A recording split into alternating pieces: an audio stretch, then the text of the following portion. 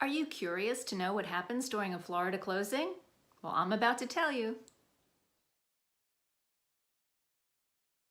Typically, the actual closing takes place at the title agency selected by the seller. The buyer has the opportunity to select the title agency. However, by doing so, they incur more title costs. So typically, at least in the Tampa Bay area, what you'll find is the seller selects the title agency that does all of the title paperwork.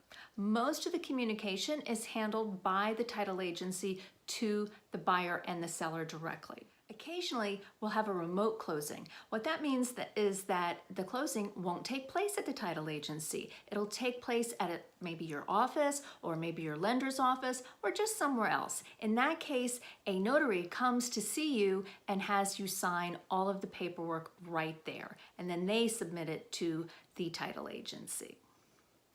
And in addition to that, maybe you live up north. How are you going to close on your Florida house if you're living up north? It's actually pretty easy. It's called a mail-away closing. All of the documents are prepared ahead of time and sent to you off-site. You handle the closing by having a notary sign everything for you and you send it back. The title agency will walk you through all that. It happens all the time. It's really not that complicated. This is Florida. So many people have second homes here. There has to be a solution to cover closings in that case. You should have communication from the title agency to you before the closing actually takes place. The title agency is going to ask you, if you're the buyer, for your information to send the title agency your deposit ahead of time. Typically, you send your money, all of your deposits that the bank requires the day before closing so that they have it. Sometimes you might send it the morning of, but you're going to send it ahead of time. If you're the seller, you're going to tell the title agency where you want your proceeds to go. Now, this is so important. Whatever you do, make sure if you get an email directing you to give your information, your banking information to someone via email, don't do it. Pick up the phone and call the title agency directly and ask them how they want you to handle it. Your wiring instructions will never come from your realtor. They'll only ever come from the title agency. And to protect you, you need to make sure that you pick up the phone and you verify where you're sending them. Your agent will walk you through all of that too, but we want to keep you safe and protected, and we want to make sure your money does not get stolen.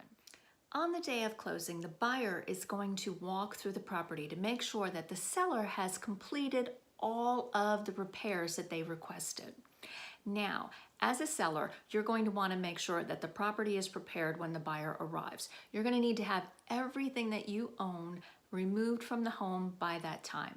If you don't, and you leave it behind after closing, it now becomes property of the buyer. So make sure you are completely moved out before the final walkthrough. It typically takes place in the morning the day of the closing, but occasionally will take place the evening before. That's fine too. You're also going to want to make sure that as the buyer, everything works, that what worked when you bought it is still working today.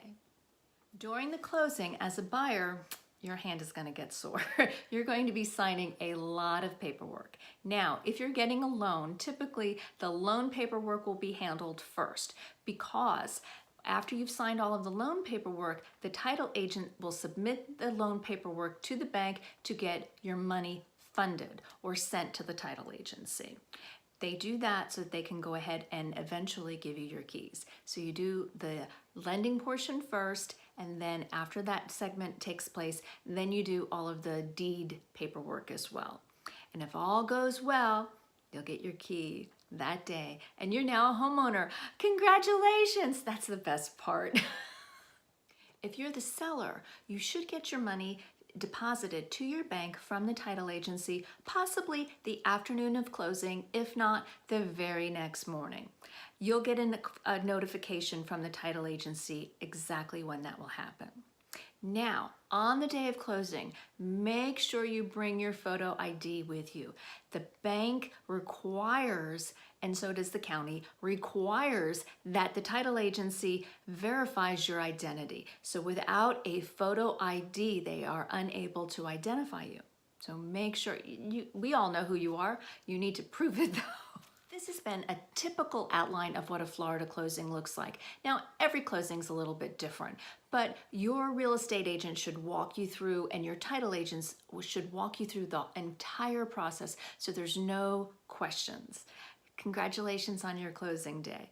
If you have any questions that I can answer you in a future video, please reach out to me. My email is kelly@kellyharden.realtor, and my phone number is 813-244-9688.